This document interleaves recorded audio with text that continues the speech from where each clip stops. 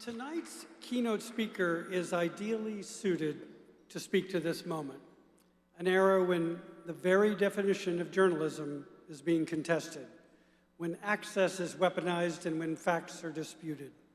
Newsrooms around the world face pressures that would have seemed unimaginable a generation ago.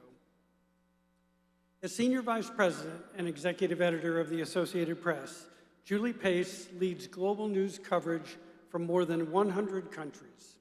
Since she assumed that role in 2021, the AP has significantly expanded its digital news offerings, been awarded 3 Pulitzer Prizes, and produced a documentary, along with Frontline, on the Ukraine war that won both an Academy Award and a BAFTA Award.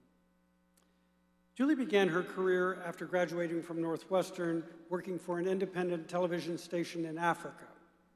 She joined the AP 19 years ago as a video producer and was the wire service's first multimedia political journalist.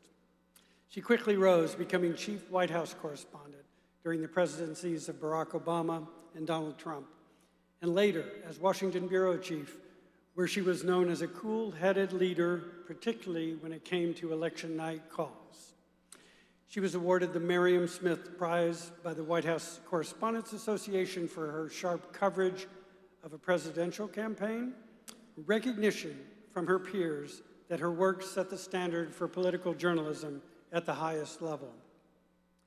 But perhaps what defines Julie most right now is her willingness to purposefully and boldly fight moves to bar reporters and photographers, not just by the Trump administration, but by those who would try to muzzle us everywhere.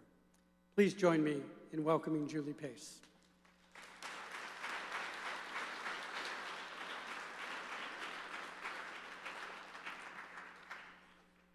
Thank you, Scott, for that very kind introduction. It is really an honor to be here with all of you tonight to represent some of the best of what we do as journalists. The Overseas Press Club, as Scott mentioned in his opening, has always recognized something really fundamental, that news doesn't reveal itself from a distance.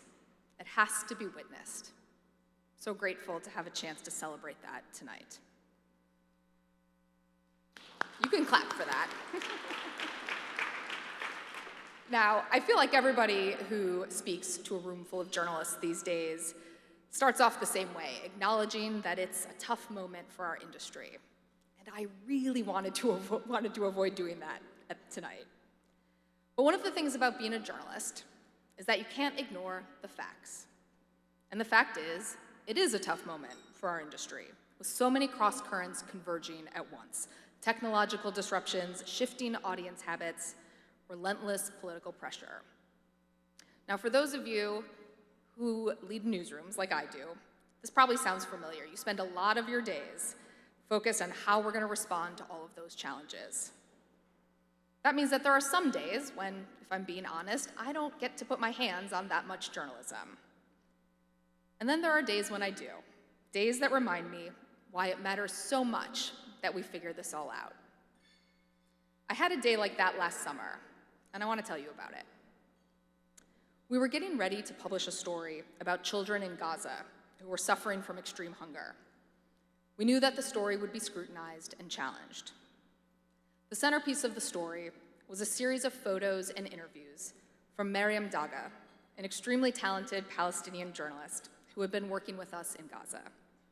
A few of us were gathered around a laptop in my office, and we were looking at her harrowing photos. We had a team of our Middle East editors on the phone, and we were peppering them with questions, trying to ensure that the story was bulletproof. And it was. I remember walking out of the office that night, marveling at the poise and dedication Miriam had shown in her reporting, how she was both so meticulous and so sensitive in dealing with the families of those children. Miriam's reporting and her photos had real impact around the world. And we're so grateful that it was honored tonight with the Robert Capa Gold Medal. But as you know, Miriam wasn't here to accept that award.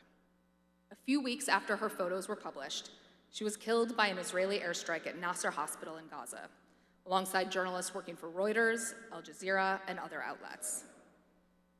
None of us have received any good answers from the Israeli government about what happened and why those journalists were killed. But we do know what Miriam and her colleagues were at Nasser Hospital to do.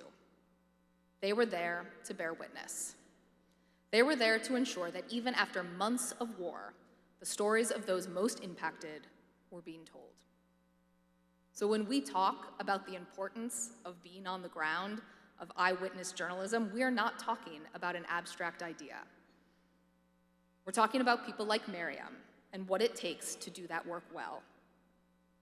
We're talking about the difference between saying something happened and understanding what it means, between asking questions and giving an opinion.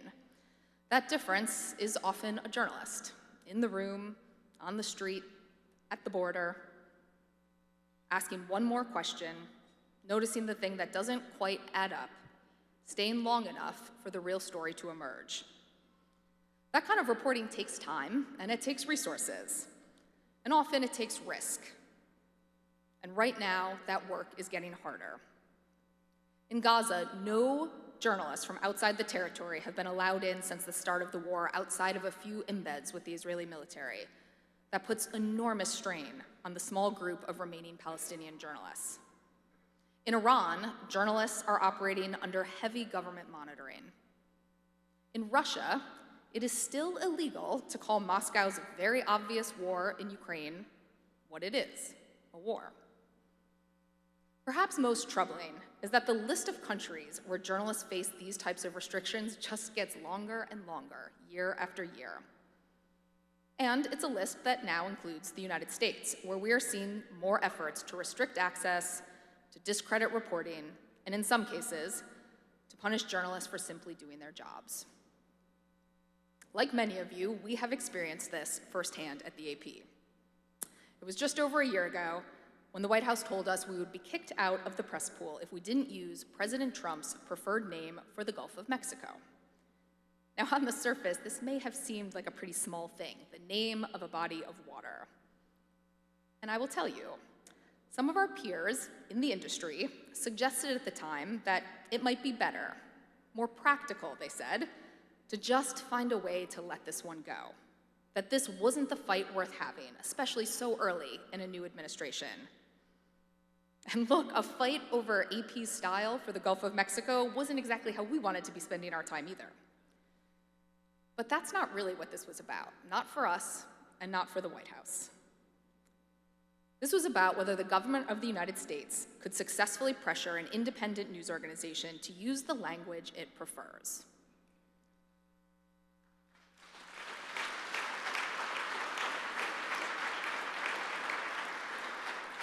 This is a tactic that we have seen governments around the world use against media organizations. In some countries, there are few legal protections for journalists, and the risk that comes with holding your ground is immense. And yet, so many of our colleagues do exactly that. But here in the United States, we are so fortunate that the First Amendment protects the rights of journalists and all Americans to speak freely without the threat of government retaliation. That is truly an extraordinary right. But we can't only stand up for that right when it's comfortable or convenient. The statements that we all sign, the celebrations of the First Amendment that we all attend, they don't mean that much if we're not willing to take a risk to defend the First Amendment when our rights have been violated. And I get that doing that is not easy. I have heard all of the arguments that we have to make sure that news organizations with high standards are in the room, even if it means having to make some compromises to be there. That if we're not there, we'll be replaced by those who are only there to advance an agenda. But I would argue that being in the room only matters if you can do the job with integrity once you're there.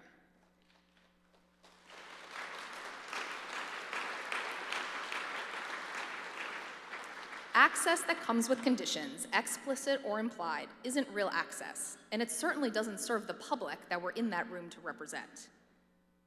At a moment when people are already questioning who and what to trust, compromising our principles doesn't strengthen or help preserve journalism. It weakens it. It doesn't build public trust.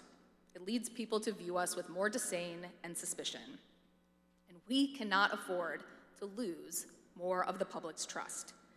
Not at a time when there are so many other ways for people to get information, not at a time when text and increasingly images are being generated by AI that look, at a glance, like real journalism.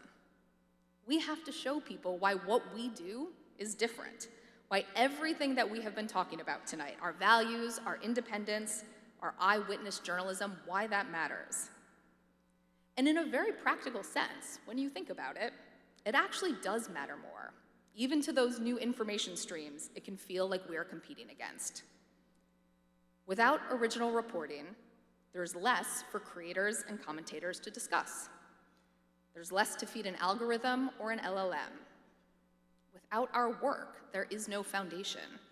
There's less reliable information to surface, to summarize, or to scale. Which means journalism isn't becoming less important in this moment, it's becoming more central to everything else. But being essential doesn't mean being understood. As a profession, we are very good at telling other people's stories. We're not so good about telling our own. We often assume that the value of what we do is obvious, but for many people, we know it isn't. So I'll leave you tonight with a challenge. We need to be clearer, and frankly, we need to be a bit louder. We have to explain what it takes to do the work that's being honored in this room. The time, the verification, the judgment, the standards, the risk, and yes, the money. We have to explain why it matters that someone was there, why it matters that a story was reported and not just repeated. We have to make clear what our values are, and we have to stand up for them over and over and over again, regardless of what political party is in power. We also need to make clear when we don't get it right, because we know we don't always get it right. But if we don't define journalism, others will, and they already have been. They blur the line between fact and opinion, between reporting and content, between witnessing and reacting. So part of our job now is not just to keep doing this work, it's to stand up for it, to make the case for it. We can start by amplifying the work we're honoring tonight, reporting from parts of the world that too often get too little attention. Reporting that underscores that no matter how technology and the flow of information has evolved, the need for someone to witness, to verify, and to explain hasn't gone away. Reporting that shows that the need for journalists like Miriam has never been more important. Because the truth doesn't arrive on its own. Someone has to be there to witness it. Thank you very much.